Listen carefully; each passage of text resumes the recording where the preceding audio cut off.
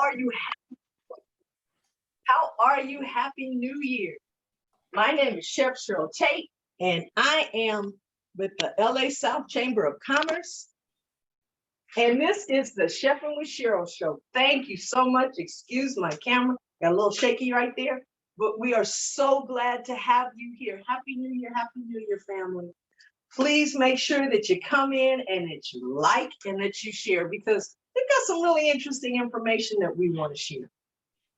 So, and again, I want to tell you that I am representing the LA South Chamber of Commerce, our Hope Foundation, our nonprofit arm of our wonderful Chamber of Commerce. And hope means helping other people every day. So that is what our command is. That is what our charge is for South Los Angeles and Los Angeles. So I am a personal chef. I have been working in the community for the past 15 years, teaching healthy eating, but also a personal chef, also going into families' homes and cooking for them and lowering their stress level and making their lives wonderful, because they come home and they have great food in their refrigerator and freezer. So my other arm of cooking is teaching, okay, because we need to get back to basics. And that is the title of our show today, Getting Back to Basics.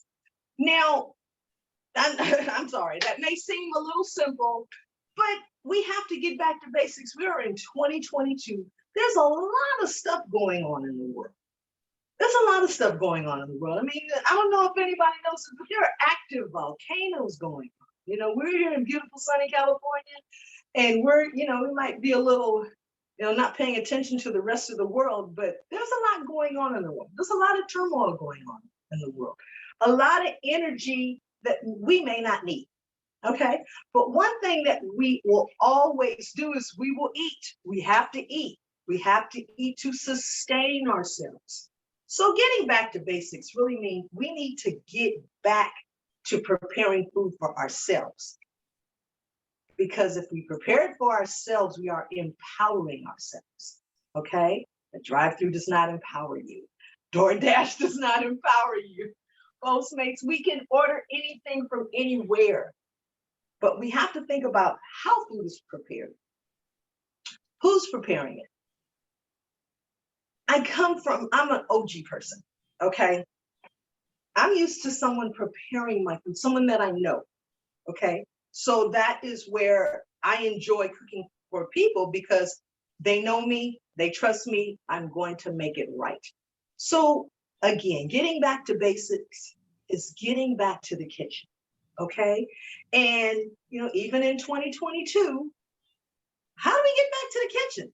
That's such a faraway thing, my goodness, 2020, 2021. Is anybody in the kitchen? Not really. So we're gonna move our way back into the kitchen, okay?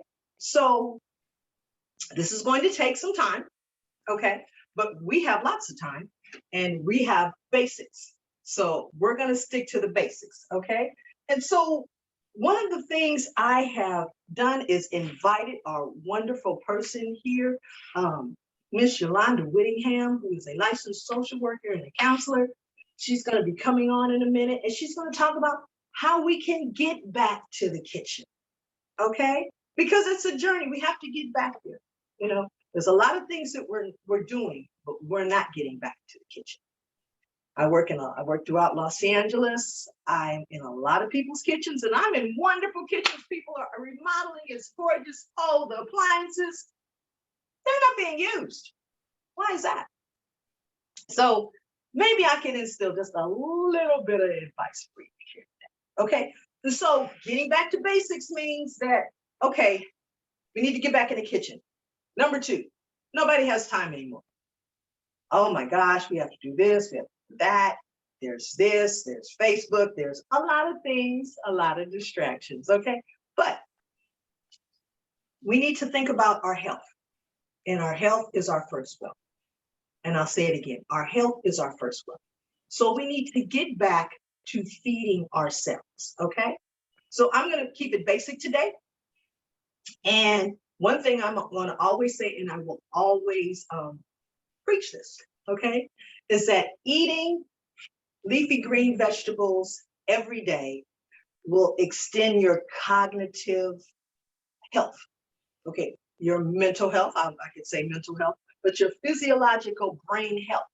If we are eating leafy greens every day, spinach, kale, romaine, Brussels sprouts, what are that, collard greens, you know, Black people eat a lot of collard greens. We have them growing in our garden. Awesome, awesome.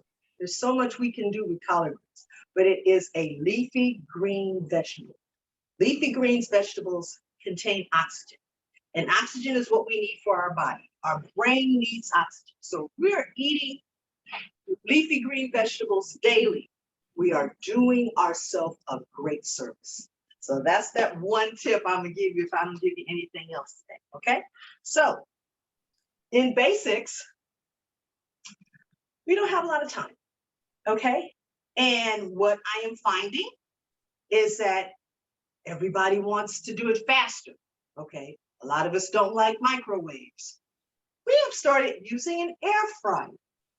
An air fryer right here is something that someone left me, okay? And this is really my first time using this air fryer, but I used one last night so I could get the hang of this appliance, okay? Because I'm not used to this. I'm used to putting it in the oven. That's how I was trained. So we are all learning here, all right? So this is an air fryer. This is a wonderful appliance that you can use that saves you a lot of time, saves you some money, and is healthy because it eliminates the oil, okay? Especially in fried foods. If you're frying some chicken, you can air fry chicken. And like I said, I'm not very good at an air fryer, but hey, I'm about a cookbook, okay? And there's always the internet. The internet is your friend as far as recipes, tips, how to cook something. If there's something I don't know how to cook, I'm on YouTube. If there's something I don't know how to cook, I'm on Yumly. I'm on different search engines and different places on the internet where I can learn how to make our life better through food. Okay, so what we're going to do today is we're going to air fry some Brussels sprouts. This is a really simple procedure, simpler than I thought. Okay, so what I've done is I've got some Brussels sprouts and I've cut the trim, I pulled them off, trimmed off the back, and cut them in half. Okay, now Brussels sprouts have been around since Roman times. They came to the United States, back in the 1800s. But the majority of the Brussels sprouts that are grown in this country are grown here in California. Wonderful California. Okay, so with these Brussels sprouts, we're going to do something real simple. We're going to take some olive oil, and olive oil is something we should all have in our kitchen family. We will definitely have conversation on staples. But we're going to take these Brussels sprouts and we're just going to put some oil on them, okay? And we're going to put them in the tray. And what I have found is that a little bit of parchment paper in the bottom of this will keep your appliance a lot cleaner, okay? So we're going to put this in here. Again, family, this is my first time. You're going to work with me here, okay? And we're going to put it on 300, and we're going to put it on for 10 minutes, okay? And it's going to do what it does. Oh my gosh, okay? So this isn't something that's that difficult. If we have some time to spend in the kitchen, we should be doing whatever it is we need to do expediently, okay? So I'm going to bring in Miss Yolonda right now, Miss Yolonda Whittingham, who is a licensed social worker and a counselor. And as we were speaking earlier today, you know, I was a contractor for UMA for a very long time in the community teaching eating. And as I was speaking with Yolonda, she let me know that, you know, that she was over the program, but at sometimes she was intaking some of the clients that would come to my class. And she had some wonderful things to say that they came in and they learned something. They learned something from the class. They would take the recipes home. They would try it. That's the success. That's moving the needle. That's empowering yourself. So I'm going to take this time to just bring on Yolanda for a second. Well, not for a second. And she's going to talk about mental health. And we're going to let these Brussels sprouts cook for a little bit. And then I'm going to come back and talk about Black Eyed Peas. Yolanda, thank you so much for coming. All right. Thank you. Thank you, Chef Cheryl. And good morning and Happy New Year to everyone. Thank you for allowing me, the South Los Angeles Chamber of Commerce, to come and be a part of this show and to partner with Cheryl in our presentation. Well, you heard Cheryl talk about the importance of leafy greens and how it brings about our mental health, And not only does greens bring you about mental health, also perspective and how we look at mental health.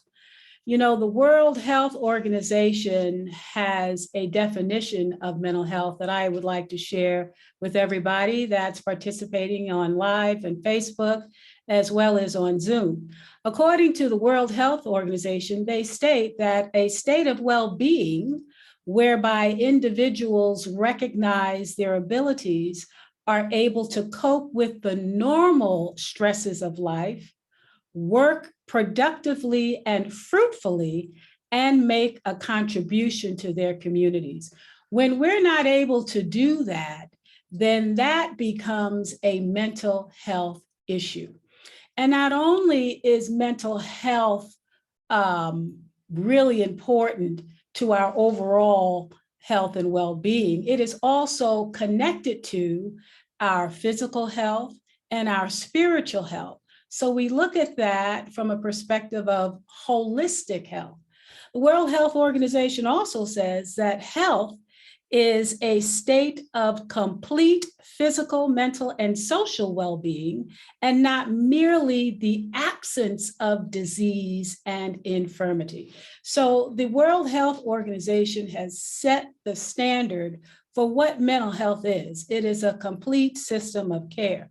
But we have some challenges in embracing mental health. And one of the challenges that we have is something called stigma.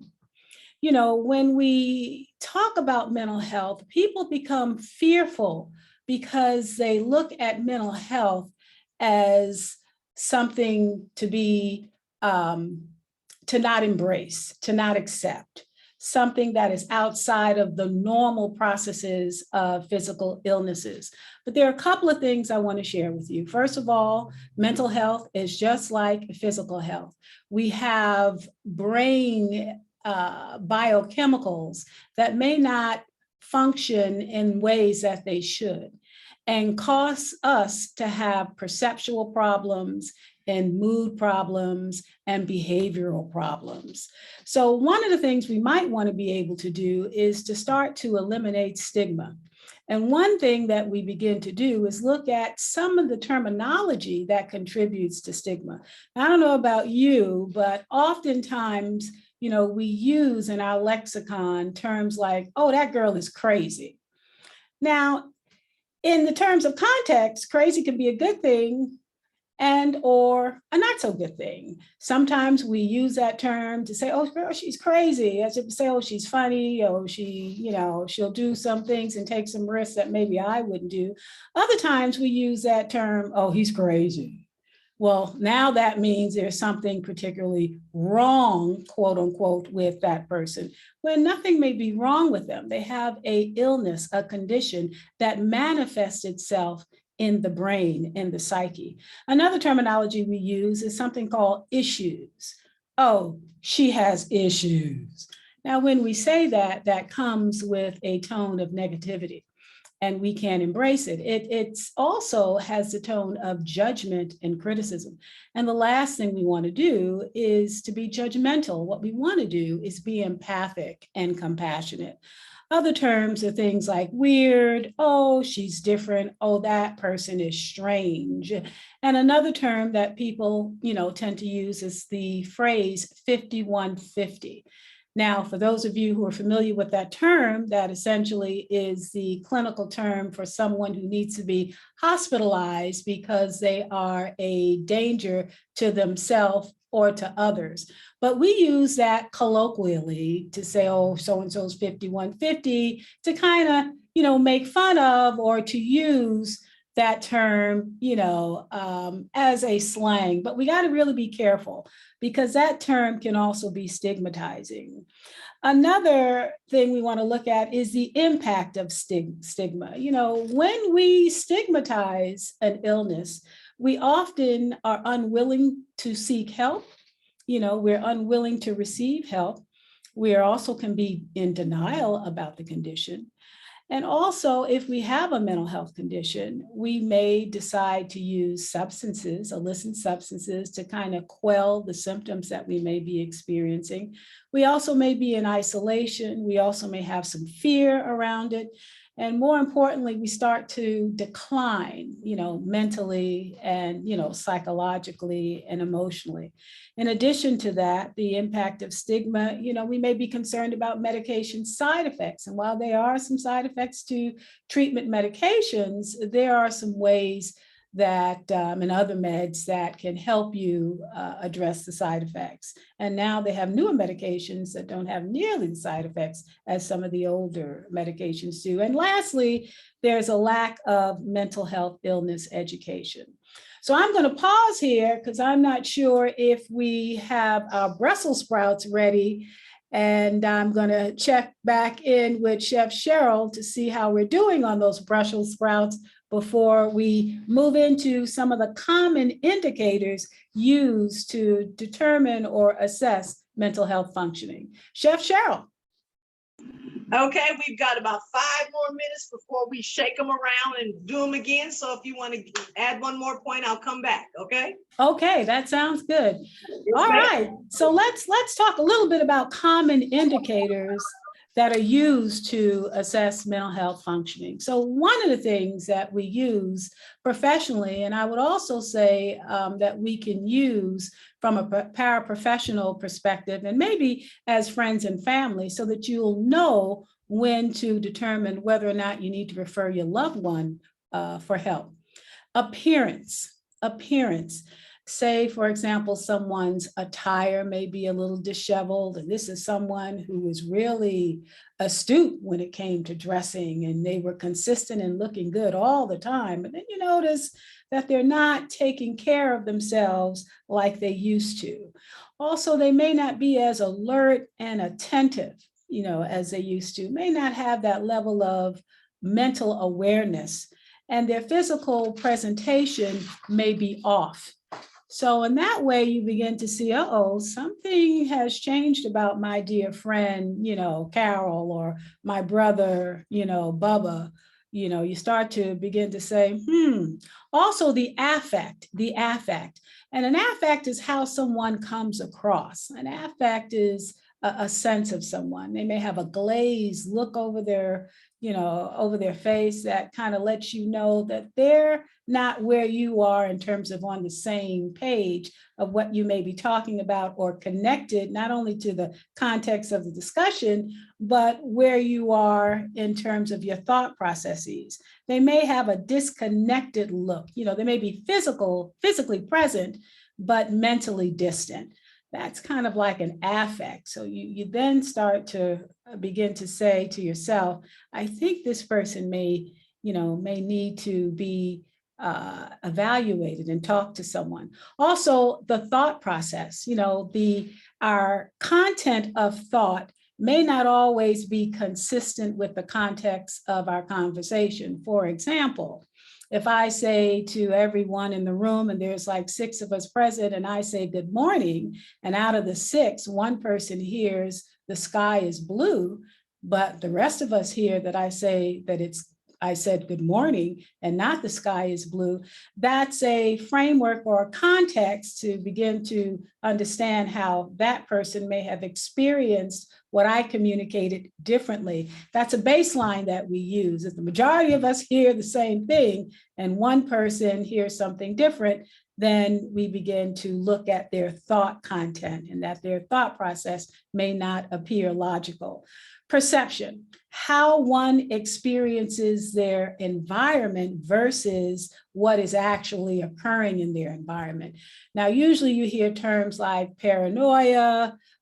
For example, someone may be suspicious, may think someone's following them or talking about them. If you whisper to a friend, you know, a little private joke that you may not want anyone else to hear, and you have someone who sees that, they may presume that they're talking, you know, that you're talking about them, or they actually heard that you were talking about them. Well, that is probably not true, but it is true for them, but not the truth and the reality of what has occurred. So we look at perceptual, what we call perceptual disturbances, and they're usually characterized by hallucinations, either auditory hallucinations, what we hear, or visual hallucinations, what we see. And we also have sensory perceptions as well.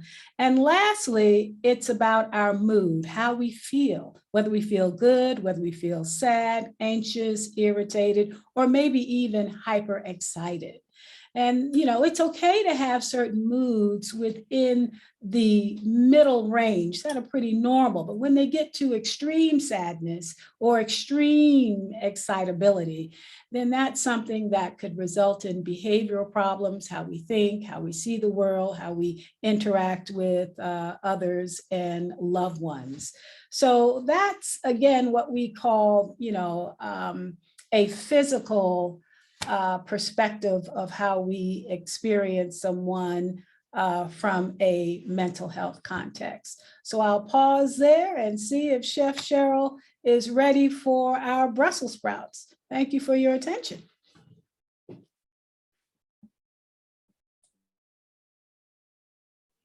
You're on mute, Chef Cheryl.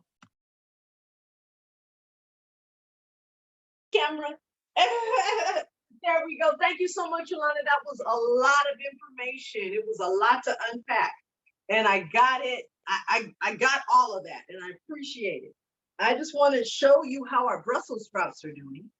And we have this at 3:30, and I've gone about maybe 5-10 minutes now. This is the one thing I need you to understand about recipes and what have you.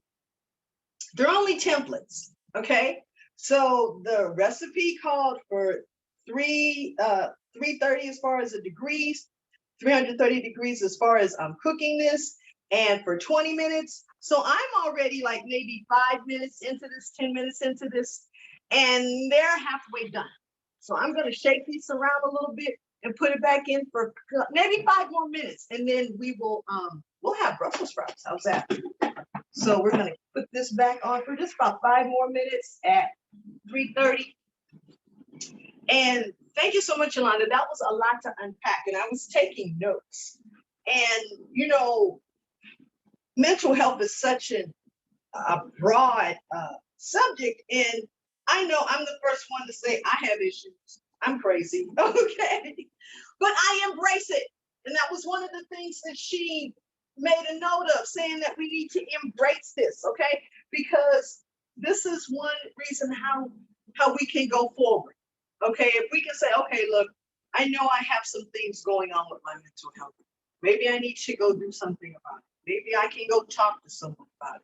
That is where we can start. We can always start by reaching out, okay? And one of the things that food does is food helps us to communicate. There's never been a time when you haven't got a good plate of food in front of you and the person across from you has a good plate of food in front of you. You can sit and eat and communicate. You can look at that person. Those things that Yolanda was talking about, you can check in with that person. How are they looking? How are they talking? How are they feeling? You know, these are ways we can communicate with them to see that they're better. A plate of good food changes a lot of stuff. It's definitely going to nurture you. You're going to feel better after you've eaten, but you're also going to feel better because you've been looking at somebody. Eating is it's a communal activity. We shouldn't be eating alone. We really shouldn't be eating alone. You don't see restaurants have lots of tables. They don't mind, you know, people are not a group of 9 coming in and we putting all the tables together. Oh, wow, here's all these guests, but they're communing. They're having a good time. If the food is awesome, they're going to sit there. And that is the whole crux of eating.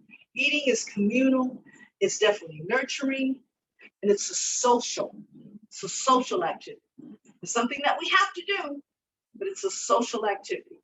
So I would encourage you, you're going out and eating. There was once a time where people would just want to sit down and talk to you. We can't do that anymore, but people would just want to sit down and eat with you. I would ride on the train, and we would have, I would sit on one side of the table, and then, the server might sit someone else in front of me. Okay, before COVID, pre-COVID. But we got to know each other if it was just for 45 minutes. I went my way, they their way, wherever they were going, but it was a communal connection. It was a good plate of food. It was an awesome experience, okay? And it was mutual. It was mutual, okay? So what else are we talking about as far as food is concerned? Well, I always talk about black-eyed peas. Now, family, this is January, and we should be, for tradition, we usually, have some every beginning of the year, marks good luck. But did you know that black-eyed peas, they're not really peas, they're called cowpeas, they come from Africa. They're very good source of fiber, excellent source of fiber, very good for your cholesterol. It's a staple with us, just like we have different cultures that eat different things regularly. Middle Easterns eat rice all the time. We live in Southern California. I am no stranger to a tortilla, flour, or corn, but that is a staple. That is a staple that we have here in California. In another state, it may be something else. I'm just getting back to say that black-eyed peas can be a staple. They don't cost a lot. They're very nutritious, and eating them on a consistent basis definitely moves the needle in your favor as far as your health is concerned. Okay? Now, these are dry peas. Okay? And we have canned peas, right? And, for us wonderful people, we have glory. So there's different ways that we can buy black-eyed peas. I like it in a can. We can definitely cook these. They're a small pea. They don't take that much to cook, about an hour and a half on the stove. Okay? If you're working with an Instapot, even shorter, maybe 25, 30 minutes. Okay? So again, I'm a chef. I cook everything, but I don't mind picking up a cookbook. So I definitely would encourage you, again, if there's a pea or if there's a bean or if there's something that you're interested in and you're not quite sure how to cook it, go online. Look it up. Find a book. There's always information that we have access to cook. That's one of the main things we can find is a recipe online, okay? Just like we can find a restaurant that has that dish, we can find the recipe for that dish, okay? So that, our little thing has gone off, and here we have our Brussels sprouts. So I am going to take this. Now, we put a little bit of olive oil on it. So we're gonna empty this out. Let's see, this is real simple. Okay, you can throw this paper away, and we have a clean air fryer. Okay, so here we have our Brussels sprouts, and we're going to put a little bit of seasoning on them. They have olive oil on them already. Okay, we'll put a little seasoning on them. Okay, and we're going to top it off with some Parmesan cheese. Okay. Again, I'm going to talk about having staples in your kitchen. Parmesan cheese is something you should have in your kitchen. We always are doing some kind of Italian, but we'll talk about staples at another time, but it's always something I'm going to talk about. Parmesan cheese is a staple. You should always have a staple. Okay? So we're going to mix up these Brussels sprouts.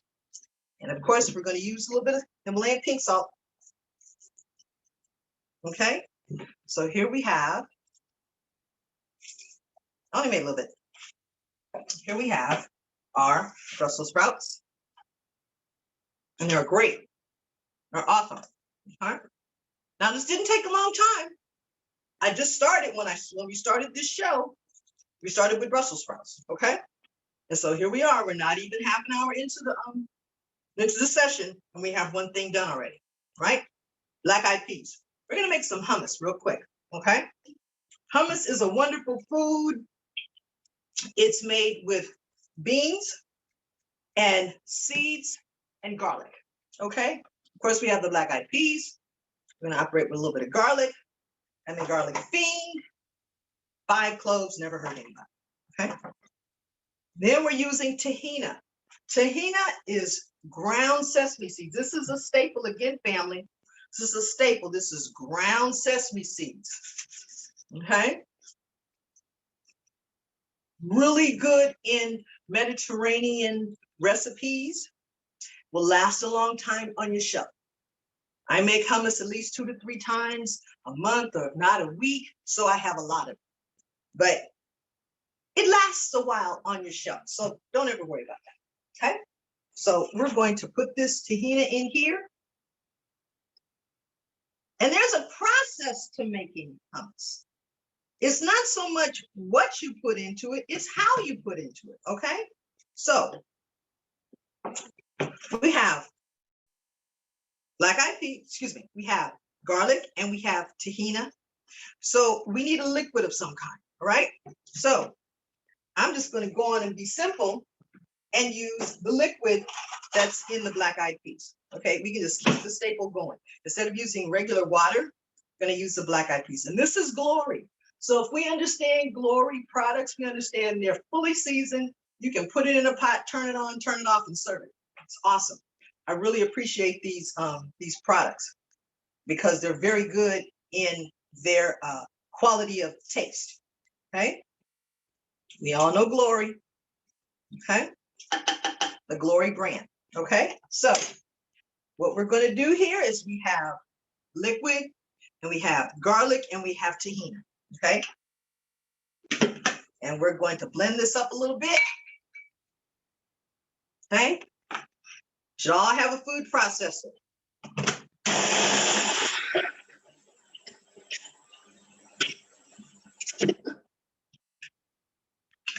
Okay, so I'm gonna have to put a little bit more liquid in here. Remember I said with hummus, tahina, garlic, water, really simple. And it's even simpler here because we have all the seasoning that are in our Glory.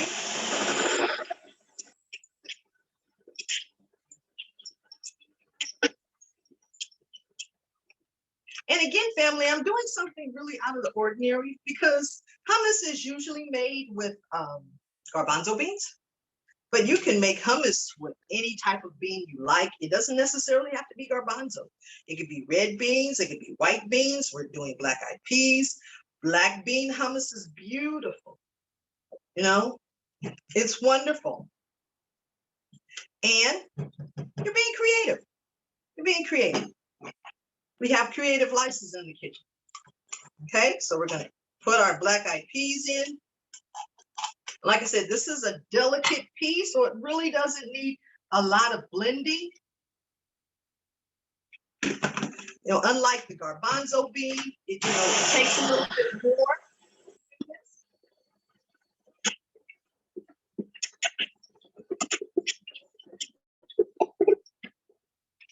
So, okay. Now, this is done. This is done. Okay. So, this doesn't take a lot because, again, we're using canned peas. They're already seasoned. Okay. They have that Glory taste in them. There's not much we need to do here as far as how it's going to taste because we understand how Glory foods are awesome. Okay.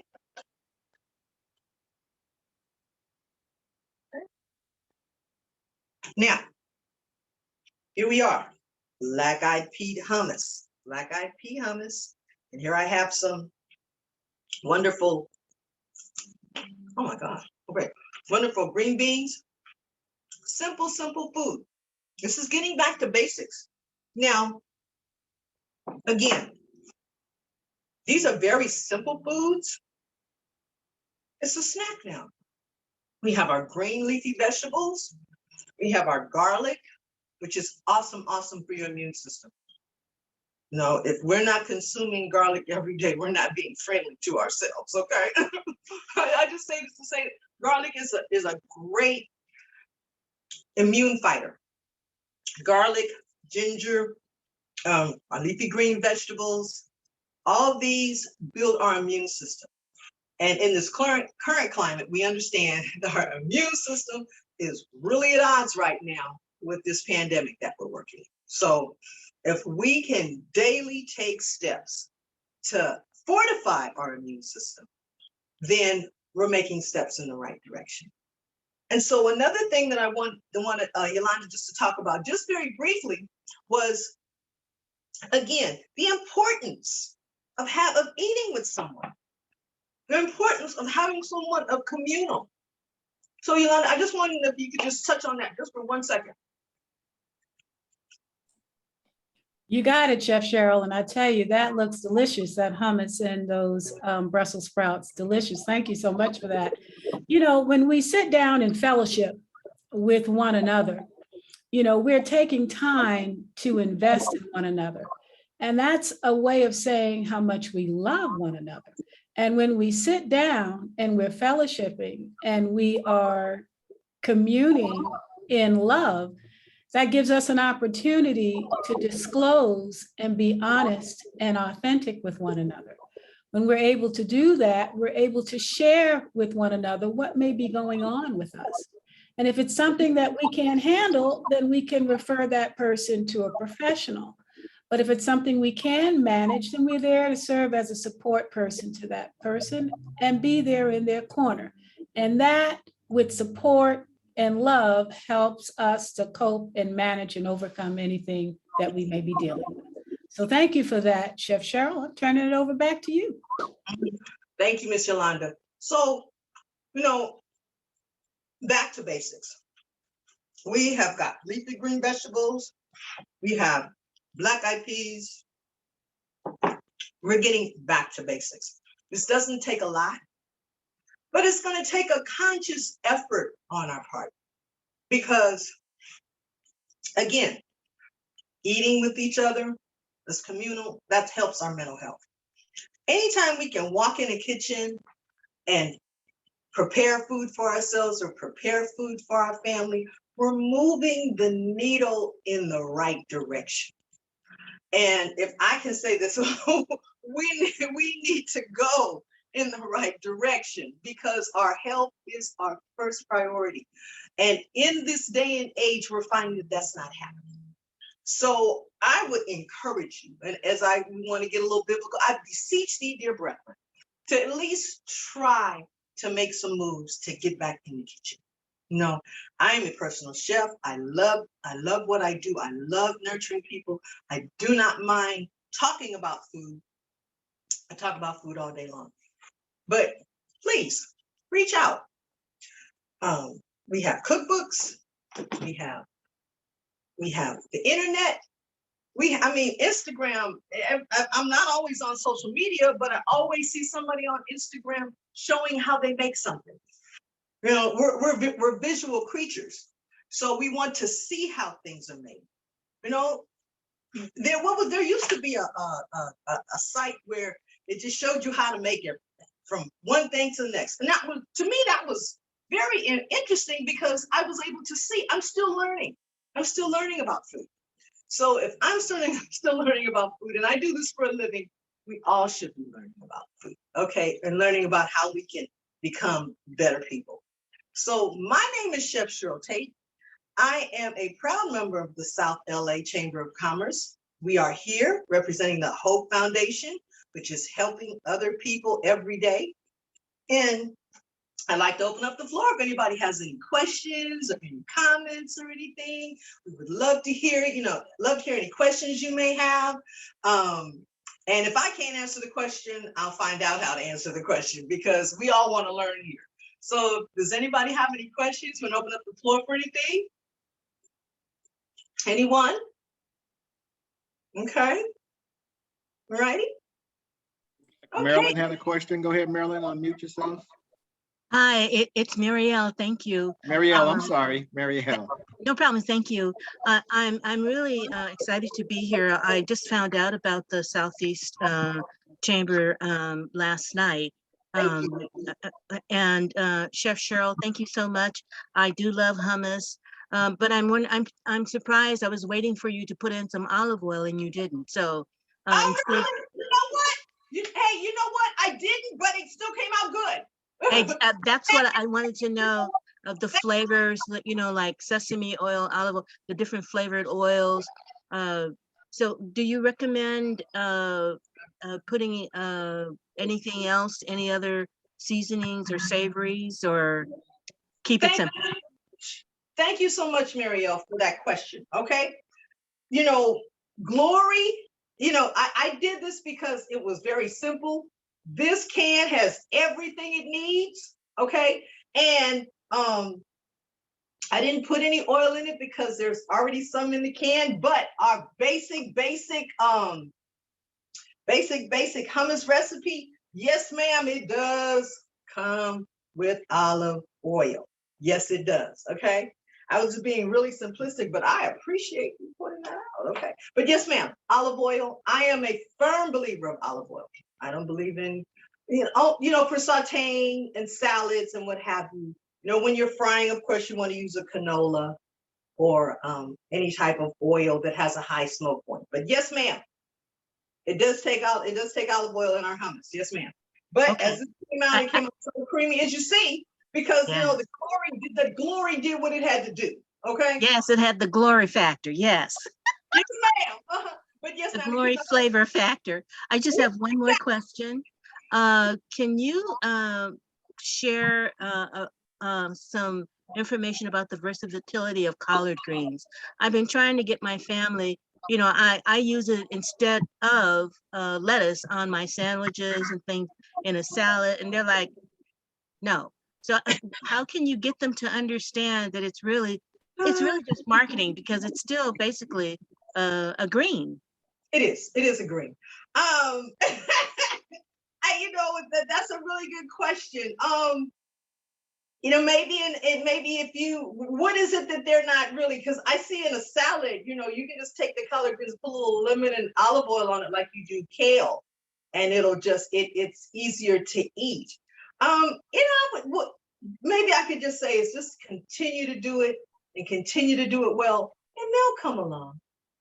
I think So, a big challenge is that they overcook their food. I mean, it's it's a challenge to get them to try and eat it not so overcooked.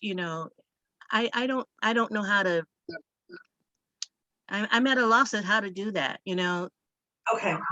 What you might want to do is you might have to sneak this. Okay, it's between me and you. Okay, so make your collard greens and cook them to their liking. But so when you do it the next time, don't cook it as much. You know what I'm saying? So you have to be subtle. You have to be subtle in getting, in how you're gonna get them to eat it the way you want to. Okay, does that help any? Just be subtle, because I know everything is overcooked. But you're cooking it, correct? Yes, ma'am? I am, Yes. and I'm not a vegetarian. I'm teased about being a vegetarian just Okay. because I like color on my plate. But I, it's too crunchy. That means it's not cooked. And I'm just at a loss. I don't. Don't be at a loss, but don't be at a loss. First thing, let's just encourage you for being in the kitchen. I commend you, okay? But just you have to be subtle. You really have to be subtle. Maybe you might want to have you tried another green along with it, like maybe a collard and a kale, or maybe a collard and a spinach, and you know? Oh, that's a great idea. I never thought of that. Mhm. Okay, they love spinach. Oh, thank you. Thank you for that. There you go. And Never see, occurred to me. it doesn't really take a lot to cook. And, you know, maybe that could be, it's still a green. Remember, like I said, if you're getting a green in, that's good. I know I have collards in my garden and I cook them, but I always, if I have some kale running around from another job, I always throw that in there and it's good. So, you know, like I said, it might be a texture thing. So just have to be subtle with them, but definitely try the spinach. Okay. Thank you, Chef Cheryl. I'm going to try that. Yes, thank you. Thank you so much for the question. And thank you for you got me on the olive oil. We love it. Keeping a task. Thank you. Any other questions? Hello? No? Okay. Well, again, my name is Chef Cheryl Tate. This is the Chefing with Cheryl show. We are so happy that you came. I hope that you learned something. Please get back to basics. Try to get back to the kitchen. You know, air fryers are the thing these days now, okay? Air fryers and Instapots, okay? I'm not gonna buy an Instapot, but we're gonna work on this air fryer, and there's a lot of things that we can do. Again, we may not have a lot of time, but we can make the little time that we have to move the needle in our benefit. So I thank you so much. It's been an honor and privilege, and I look forward to seeing you next month. Thank you so much.